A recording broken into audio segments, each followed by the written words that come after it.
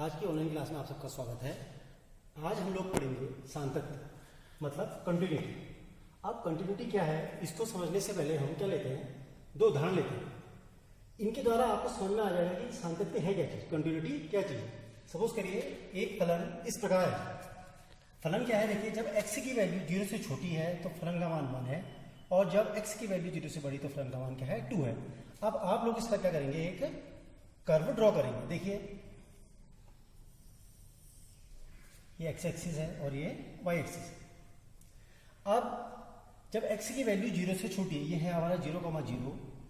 जब x की value 0 से छोटी है तो फलन का मान कितना है 1 है। तो 1 सपोज करो यहाँ पर ये 0, क्या हो जाएगा 1। तो इसका फलन, इसका ग्राफ कैसे हो जाएगा, देखिए 1 मतलब y equal to 1। x axis के समांतर कोई रेखा का समीकरण y इक्वल टू 1 हुई तो क्या आ जाएगा वो ऐसे, ठीक है। और जब x की वैल्यू 0 से बड़ी है तो फलन का मान कितना है 2 है। 2 सपोज को 1 यहाँ पर था, 2 यहाँ पर, तो इसका मान कितना है 0,2। ये हो जाएगा आपका 2। अब देखिए एक तो ये बन गया हमारा ग्राफ। अब दूसरा ग्राफ भी पहले हम दूसरा ग्राफ भी ड्रॉ कर लेते हैं। इस ग्राफ को भी देखिए, जब x की वैल्यू 0 नहीं है, देखो सपोज करो ये क्या था 0,0, ये x एक्सिस, ये y एक्सिस। जब x की वैल्यू 0 नहीं है तो फलन का मान 1 है। 1 मतलब ये 0,1, और यहां पर क्या है 0, इसकी वैल्यू कितनी है 1 है, ठीक हो गया। और इक्वल टू 0 पर, x इक्वल टू 0 पर इसका मान कितना है 2 यहां पर हो जाएगा। देखिए x इक्वल टू 0 पर इसका मान कितना है 0,2। और यहां पर कितना है, जब x की वैल्यू 0 नहीं है, 0 नहीं है मतलब ये बिंदु नहीं है, ये बिंदु नहीं है, और इससे बड़े, जब x की वैल्यू 0 से या तो बड़ी है या 0 से छोटी है इस ओर को, तो इसकी वैल्यू ये कितना फलन का मान 1 है। अब देखिए दोनों ग्राफों में देखिए आपको क्या दिख रहा है। अगर मैं इन रेखाओं को मिलाऊं, इन रेखाओं को क्या करता हूं, मैं मिलाता हूं। सपोज करो ये बिंदु 0 है, मैं 0 पर चेक करना जा रहा हूं, मैं इसको मिलाते चले गया। तो मैंने क्या देखा कि जैसे ये 0 बिंदु आया, 0 बिंदु के बाद इस बिंदु को मिलाने पर मुझे क्या करना पड़ा, अपने हाथ को उठाना पड़ा। देखिए ये लाइन हमारी सीधी थी, सिंपल ये, और इस बिंदु पर आते क्या हुआ, ये बिंदु यहां से ब्रेक हो गया, यहां पर क्या हो गया, टूट गया, मतलब असतत हो गया। तो कहां पर चले गया, यहां पर। तो यहां पर से मुझे ग्राफ को क्या करना पड़ा, अपनी पेन को उठाना पड़ा, है नहीं है, उठाना पड़ा। तो हमने क्या देखा कि सातत्य मतलब कंटिन्यूटी का मतलब क्या था कि उसने सतत होना चाहिए था। लेकिन उस बिंदु पर क्या हुआ, उस बिंदु के दोनों हमें क्या करना पड़ा, कर्व को क्या करना पड़ा, उठाना पड़ा। मतलब सीधे मैं उसको एक बिना पेन उठाए खींच नहीं पाया। और इसी प्रकार इस बिंदु पर देखिए, इस बिंदु पर क्या हुआ, देखिए x इक्वल टू 0 पर हमने ये कर्व खींचा, एक रेखा ये थी, और इस बिंदु पर फलन का मान कितना था 2 था।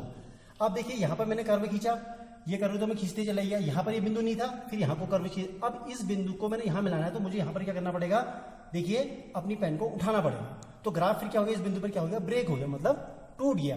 तो कोई भी ग्राफ, अगर कोई भी वक्र किसी बिंदु पर टूट जाता है तो वह बिंदु उस बिंदु पर क्या हो जाता है, वो असतत हो जाता है, मतलब सतत नहीं रहता।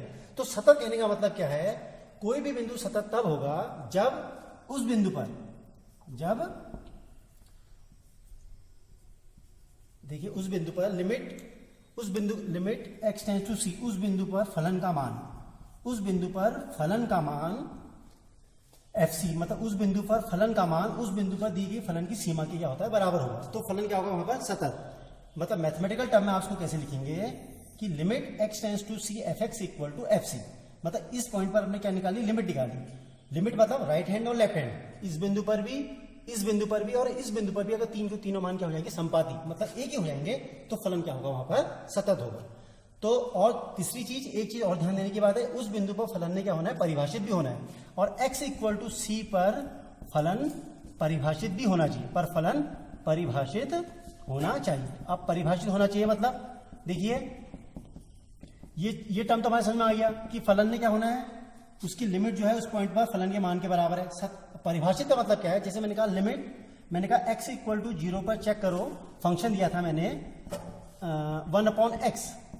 अब मैं इसकी सत्यता चेक करना चाह रहा था x इक्वल टू 0 पर, क्या ये फलन x इक्वल टू 0 पर परिभाषित है। आप x इक्वल टू 0 रखेंगे तो कितना आ जाएगा, 1/0 इन्फिनिटिव। और इन्फिनिटिव क्या होता है, परिभाषित नहीं होता।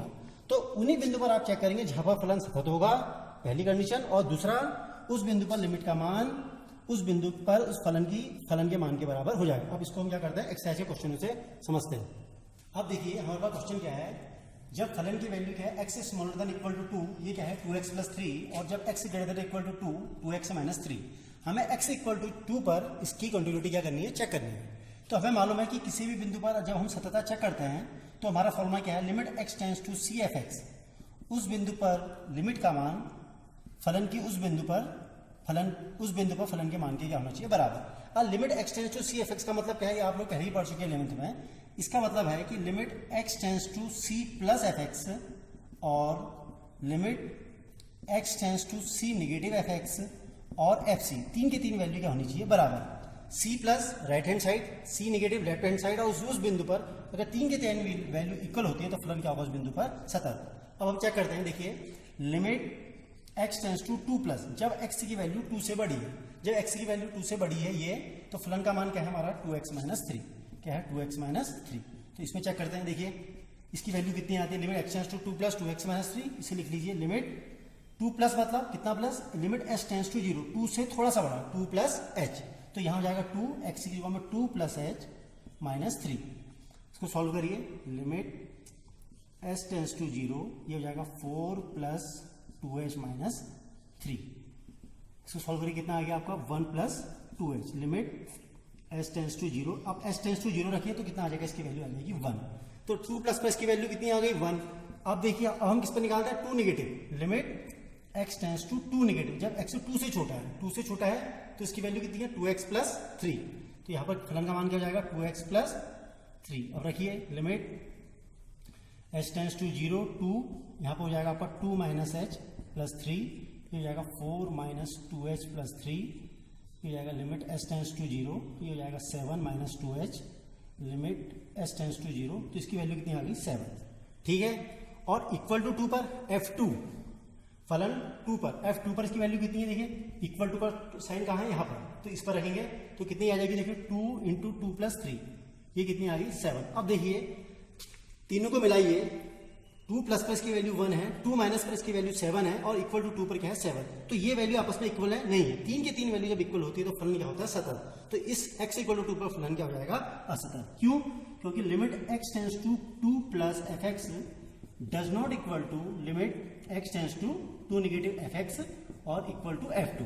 तो अगर ये तीन के तीन साइन इक्वल होते हैं तो फलन क्या होता है सतत। क्योंकि ये इस जो हमने ये लिखा इसको क्या कर पाया, सेटिस्फाई नहीं कर पाया, तो फलन इस बिंदु पर क्या हो जाएगा, असतत। तो x इक्वल टू 2 पर फलन असतत होगा।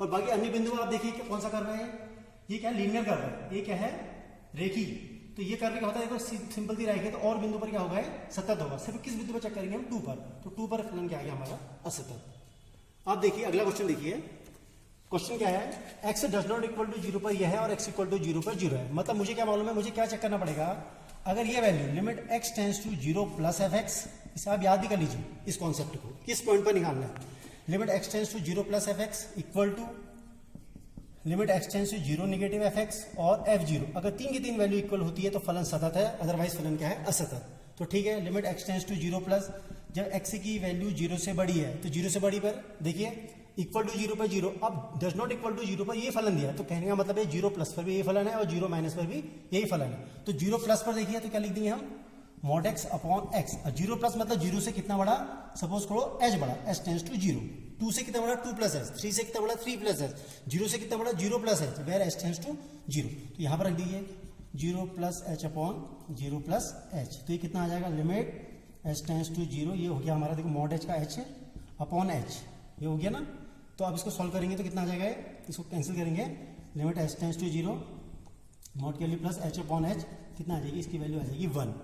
अब यहाँ पर सॉल्व करिए, यहाँ पर कितना हो जाएगा हमारा, जल्दी से करिए, limit x tends to 0 negative mod x upon x, limit h tends to 0, ये हो जाएगा आपका mod 0 minus h upon 0 minus h, limit h tends to 0। अब मॉड देखो, mod 0 minus h, minus h का मॉड कितना आएगा plus h upon minus h, solve करिए कितना आ गया माइनस 1, ये 1 आ गया, ये माइनस 1 आया, और इक्वल टू 0 पर कितना आ गया 0। तो तीन की तीन वैल्यू क्या इक्वल है, नहीं है, तो फलन यहाँ पर भी क्या हो गया, असतत। तो आप लिखोगे limit x tends to 0 plus f x does not equal to limit x tends to 0 negative f x और f0।